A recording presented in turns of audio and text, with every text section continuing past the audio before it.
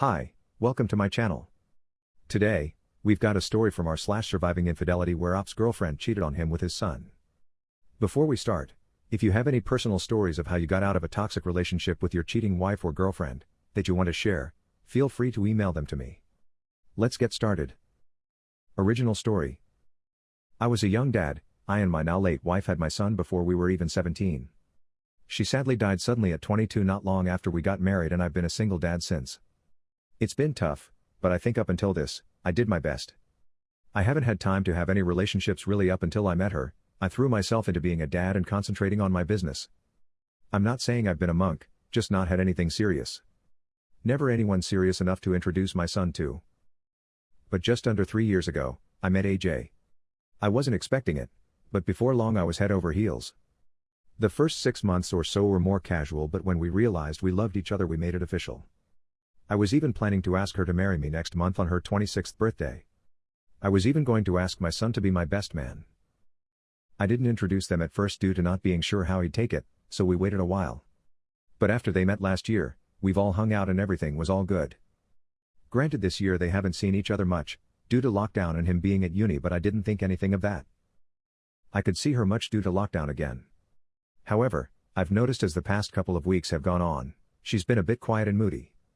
I've asked her and she put it down to being overwhelmed. Likewise, I have noticed it in my son being a bit withdrawn, but I assumed he's been busy with uni. When I finally saw her again this weekend, I noticed, so I called her out on it. She broke down and admitted she cheated on me. Just like that. I was shocked. So I was trying to get it out of her and she admitted it was with my son. Just before lockdown started in November, she was out with her mates and she bumped into my son in the pub. They got pissed, shared a taxi, and ended up drunk and ducking. I threw her out then and there, saying I never want to see her again.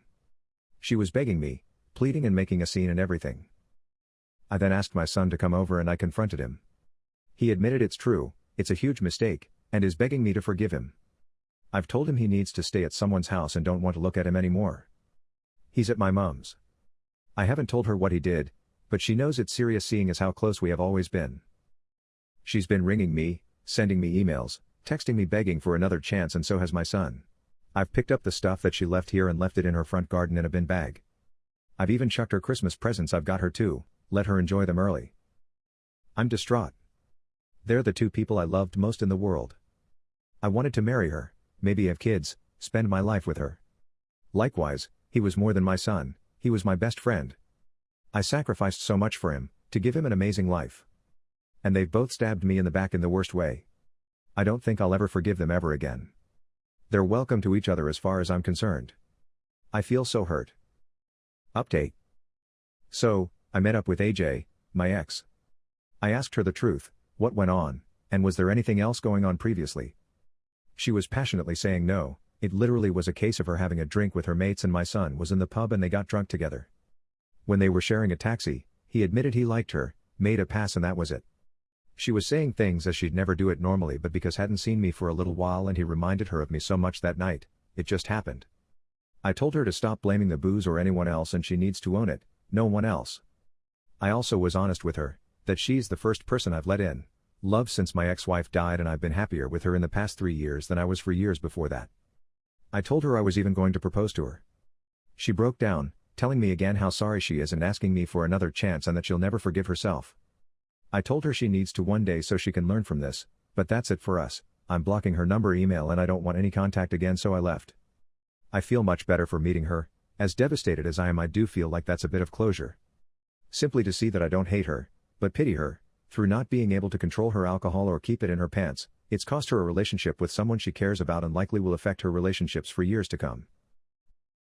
Not that I don't think she's any less responsible or deserves the outcome. It also helped me to truly see how immature she is. Before this, I was blissfully ignorant because I was happy. Now, it's made me conscious of it. Never again. Now my son. I realized the other day when I made my post, I was very angry, and the way I was typing it seemed like it was going to flat out disown him. But let me stress, he's my son, my flesh and blood, and I love him dearly.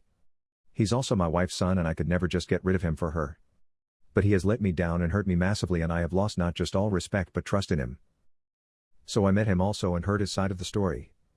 It was largely the same as hers, But the difference was he said she was being flirty with him and she said he reminded her of me, and that's when he told her he had a crush and made his move. I told him what I wrote out above, that I love him but have no respect for him or can trust him anymore.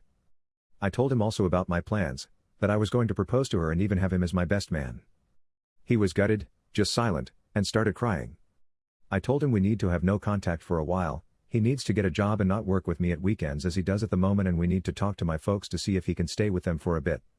But in order to do so, I want him to be a grown-up and tell them why to their face and deal with it as a grown-up. So I drove him there and made him tell them. They were devastated? Not just upset, but the look in my mom's eye, I'll never get over that. She told him how disappointed she was in him, and that she never thought he'd do something like this. I asked her if he can stay there for the foreseeable future but not for free. He has to pay his way, proper board, contribute towards the bills, buy his food. She agreed out of respect for me.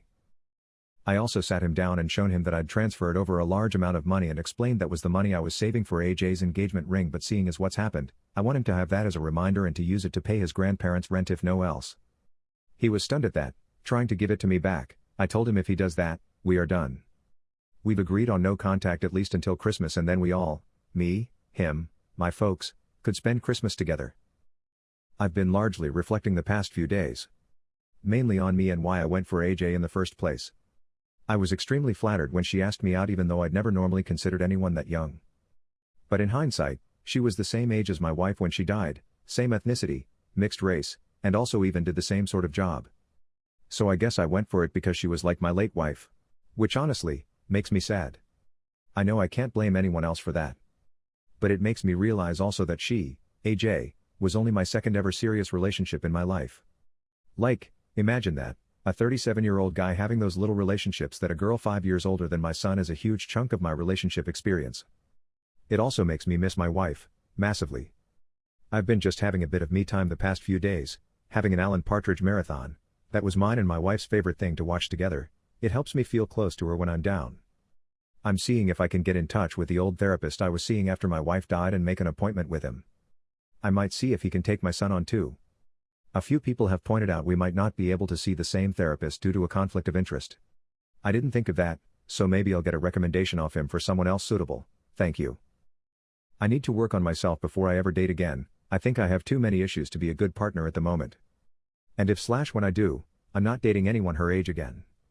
I think I'll do a strictly 80s policy of only going for people born in the 80s and no one born after 1989. Thank you and apologies for the wall of text. Before we take a look at some replies by other Redditors, take a moment to like the video to show your support to the channel. Don't forget to leave your own opinion on the story in the comments down below. Now let's look at some comments. You/Ethan wrote. I'm sorry you are here. The main focus right now is your well-being. Both of these betrayals are very destabilizing and I am sure you are ruminating and constantly thinking about the betrayals. You need to focus on yourself and decide what you want. Seek individual counseling so you can process your thoughts, and they can guide you on how to proceed forward. Go no contact with your son until you can clear your head and start healing. Go to the gym, or do whatever helps you take your mind of this, even for a short time. Don't bother with answers from your wife, no excuse will justify her actions in your mind. Just start the divorce process and get her out of your life. I would send a message to your son: it doesn't matter what excuses you give for your betrayal, you've broken our relationship and it is irreparably damaged. I need time to decide what I want for my life and whether that includes you in it. Please allow me the time and space to heal and process. Please do not contact me. I can't imagine the pain you are in. In the end, this is a very personal journey you have to take. You deserve much better than what has happened. Trust me when I say everyone here understands because we've had the same betrayal. Op replied too. Thank you for saying that. Luckily, we're not married, but I was going to propose next year, so in that respect, that makes things legally a bit easier. It just makes me miss my late wife so much more. That's one of the worst things to come out of this. You/Doodlebug2727 wrote. Don't abandon your son? Please don't say irreparably. You are devastated and rightly so. The girlfriend that's over forever and rightly so, but not your child. What he did was fucked up beyond, but drunk 20-year-olds act without thinking, especially when drunk and older hot girls enter into the mix. Not blaming her or absolving him.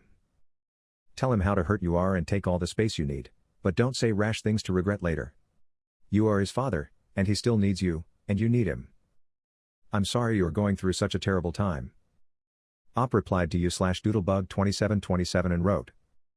Don't get me wrong, I'm not saying irreparably, but just right at the moment, I can't.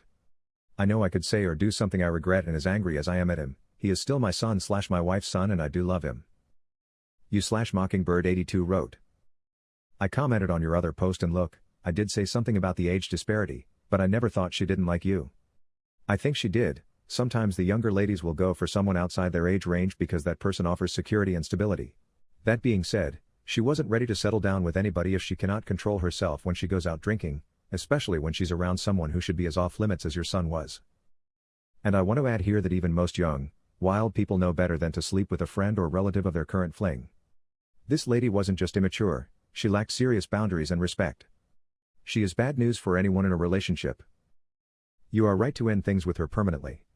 Even if she grew up, and that doesn't happen overnight for most folks, what she did has permanently upset the family dynamic. She cannot be allowed in your home or inner circle ever again. That's done. As for your son? Only you can decide that, but it is wise to keep your space and distance while you calm down. I do agree with others that it's his job to make it right. I also don't think he should become homeless, but it is time he starts making his way. He needs to mature, as well.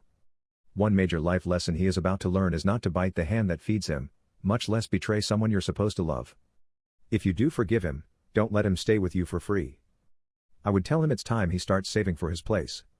And it might be best he lives with the grandparents until he can make that happen. Without consequences, he won't learn a thing from this mess. What he's done has permanently changed your relationship, too. He needs to work to fix it, and you get to decide if you accept his apology. Op replied to you/Mockingbird82 and wrote. Hey, don't worry about it. Looking at your comment, I thought you were quite reasonable and understood your point. You're very right in that I'm sure it was a genuine connection too. I'm not saying we never addressed the gap, but the way she explained it to me was that she liked me and asked me out because I was older and was a lot more mature than guys her age. Even sexually, she said it was far better than guys her age. So I was very flattered and it made me feel very good about myself. Which makes my bump down to planet Earth all the more horrible. Me and my son though, we've got a long way to go. I do still love him and he's my flesh and blood, but I've lost all trust and respect in him. Who knows if we'll ever be the same again. You/4L3x1SW4T3RS wrote. What a fucked up story, I'm sorry it's happening to you. I saw the original post, although I didn't comment there. I was shocked by your story and I felt immediate grief for you and your pain. I have gone through something similar, and it ruined me for a very long time. I never imagined I could ever recover. I put myself in your shoes and it's even worse, the loss of your wife and being betrayed by your son. Wow. I know nothing I say can make things better for you, man. I just wanted to tell you you're not alone with your pain, even though right now you probably feel lonelier than ever, but you will survive this, as the title of this sub suggests. I don't know how this will affect your future. I don't want to tell you you'll love again and love someone better. I know for sure I was done with love when I was betrayed by the woman I loved and my little sister. I never loved again, not yet at least, but at some point, I found out I was fine again. I don't know how it happened, but I was living a life worth living. Things may never be the same, and I may never be in a relationship again, but it's okay, I'm happy with what I'm doing and that's what matters. Whatever comes ahead for you, I hope it's for the best. I won't tell you it's okay to cut contact definitely with your son, nor will I tell you it's okay to seek reconciliation. You're a confused mess of contradictory feelings and that's fine. You're allowed to be hurt and being angry, even with everything he, and her, meant to you. So just focus on letting those feelings out now. Live your grief. If there's a path to follow, in which your son and you can still have a relationship, or not, that'll come with time, but for now, just mourn for these broken bonds and your broken heart. If you want to let them know just how bad they hurt you, I suggest you write it. Send them a letter to each one. I'd tell her what it was to find love again after being a young widower, how you never thought you could ever feel that way again. Just how madly you fell in love with her, and just how much she's hurt you. Same with your son. What it was being a single dad, having to mourn his mom's death while doing your best to raise and love him. How you saw him full of pride, and all you felt for him. And just how much he ruined it. Because he should have known better. He is an adult, and there's no excuse for what he did. I suggest a letter to each so you can be sure nothing you want to say is left out or forgotten. And again, I'm sorry for what you're going through, I sincerely wish you a full and soon recovery. Whatever your future brings for you, I hope it's a better life. Good luck! What do you think about all of this? Will Op ever be able to forgive his son for what he did? Let us know in the comments down below. If you like the video, subscribe to the channel to see more videos like this. Hit the notification bell to make sure you never miss an upload.